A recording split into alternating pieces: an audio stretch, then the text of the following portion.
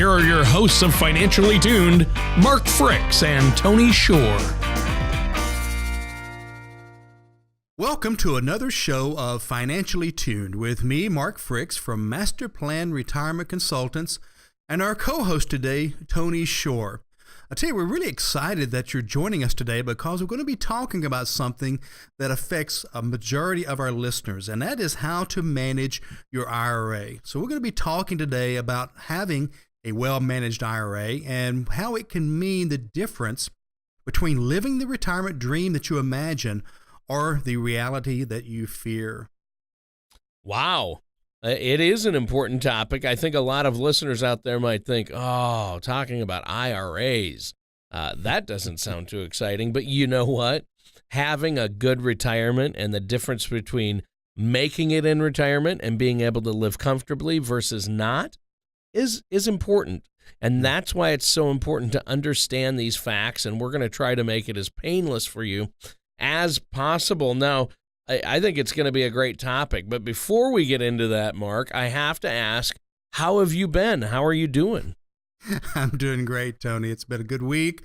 Been busy, getting lots of calls in from the radio show and had another great class or two over the last week or so for Social Security as well as legacy planning and retirement planning. So just having a good time, getting to meet lots of new folks and looking forward to today's topic. So I hope you've been well as well, my friend. Definitely. Yeah, I'm doing great, and it's great to be back here on the show with you, Mark. I have so much fun doing these shows with you every week, and hopefully our listeners enjoy it as well. And I'm sure they get a lot out of it because you're a wealth of information.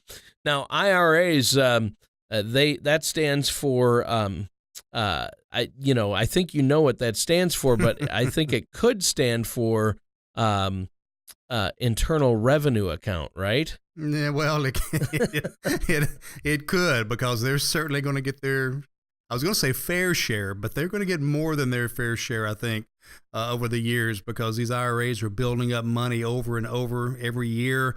We're putting new money into them. 401ks are getting fed on a daily basis, and we're just growing these big accounts so that one day we can start taking money out and giving a portion of it back to the IRS. So yeah, you're right. It is. I love the expression that every IRA and 401k has a mortgage on it, and people look at me kind of funny and say, "Well, it's not all your money. Part of it is goes back to the IRS." And of course, the question is how much. And the answer is my favorite answer. It depends. So, it depends. It does depend on circumstances. Well, it is going to be a great topic for us to discuss today. Ultimately, developing a sustainable and reliable plan for retirement may come down to one question, Mark. How can I make my money last as long as I will? And that's the ultimate question, isn't it? That is the million-dollar question, no pun intended, and that is a great question to start with, because making it last as long as possible is kind of twofold. Number one, you certainly want your money to last your lifetime, even if things happen. And believe me, things will happen. If you're looking at a 20, 25-year retirement, prices will go up. Taxes could increase. The stock market will have another adjustment or two or three or four.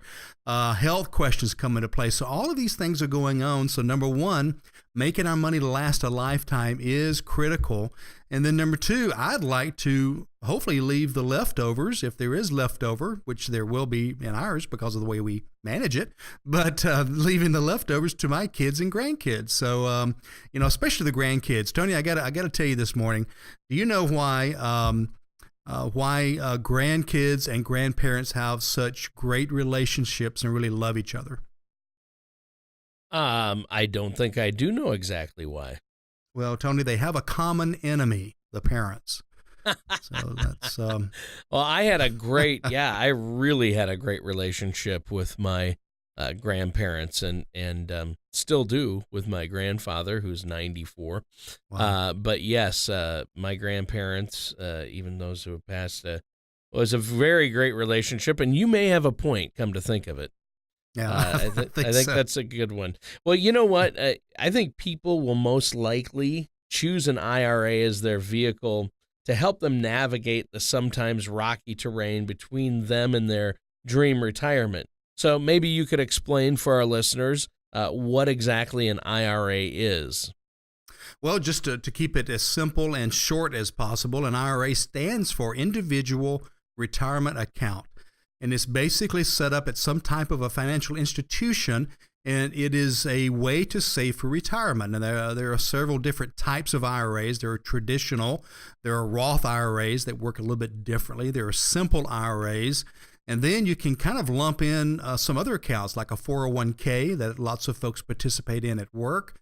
There are 403bs, 457bs, and some other accounts as well. But they all kind of fit into the same category. And basically, they fit into the category of having some type of a tax wrapper around this account. And this tax wrapper, it kind of has a set of instructions as to how this money is to be treated tax-wise.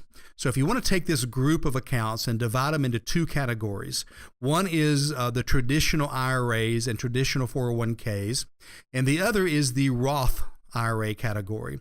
And the distinct difference is this: with a traditional IRA or 401k, when you put money in, you get a tax deduction. In other words, it's like you did not make that money.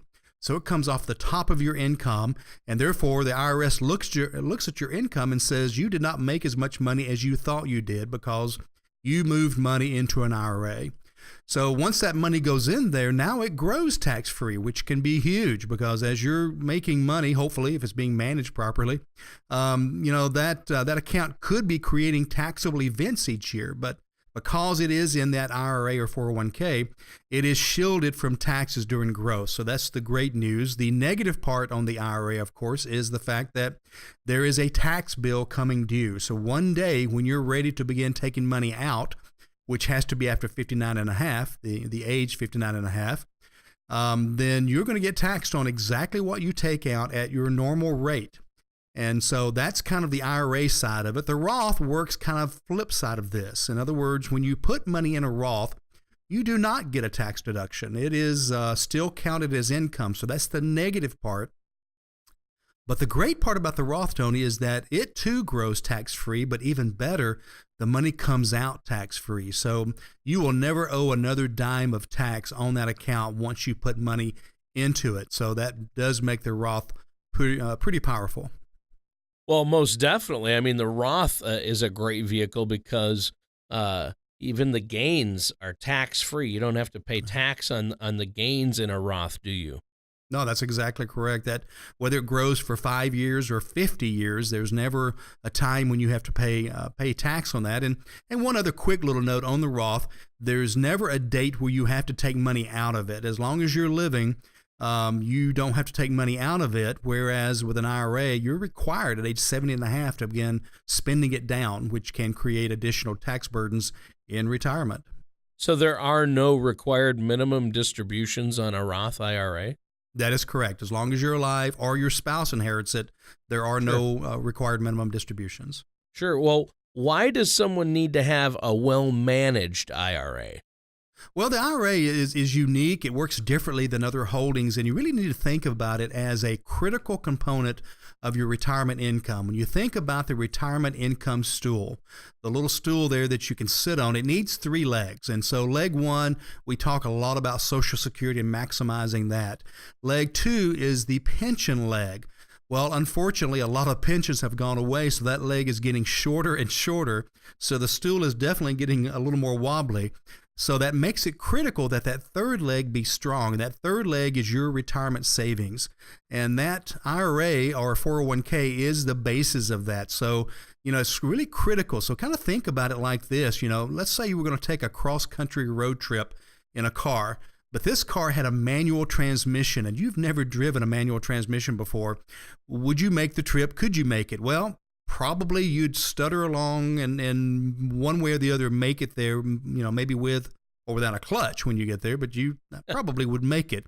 And it's kind of the same thing with an IRA it's one thing to have an IRA or 401k and putter along, but without some good management, and we prefer active management, then who knows if you'll get there and when you'll get there. And that's really something you don't want to gamble with.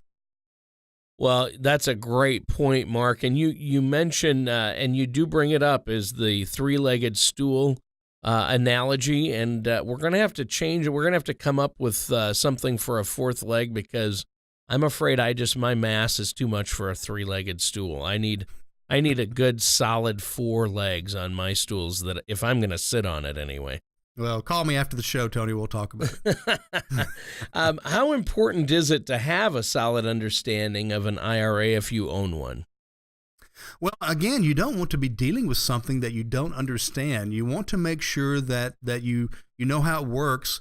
But more importantly, you want to make sure you understand what it's in. How is it earning money or not earning money? So if you don't have a concept of what's going on there, and I tell you, Tony, we see this a lot with 401ks. Folks open up a 401k at a new employer. They start putting money in. The employer hopefully is matching that. So you're getting some free money. So that's a great deal for everybody. But you just kind of pick some funds, and that's not a great way to go about it. And once we come back from our break, I'll tell you a quick story about my first 401k. But you've got to be careful, because if it's such a critical leg of the stool, and yet it's just kind of floating out there, losing money, gaining money, taking steps backward, that's not a great way to prepare for retirement. It really isn't. Well, Mark, we've come up against the end of this first segment. We're out of time. We have to take a quick commercial break. Is there anything you'd like to add before we do? Well, I would be willing to bet, Tony, that we've raised some questions already with some folks that are listening. So a couple of ways to get your questions answered. Number one, you can certainly visit our website. It is a critically acclaimed website, even though it was me that critically acclaimed it. But it is a great website for folks to visit, because it is a wealth of information. We both have videos, educational videos, as well as white papers and studies and articles to help folks out. So visit the website at MasterPlanYourRetirement.com. That's all one word, MasterPlanYourRetirement.com, or give me a call at 770-980-9262 and be glad to chat with you for a few moments. All right. Well, we're going to be right back with more from Mark Fricks on Financially Tuned after this. To hear the rest of the show or for more information, go to MasterPlanYourRetirement.com or call Mark at 770-980-9262 to schedule an appointment.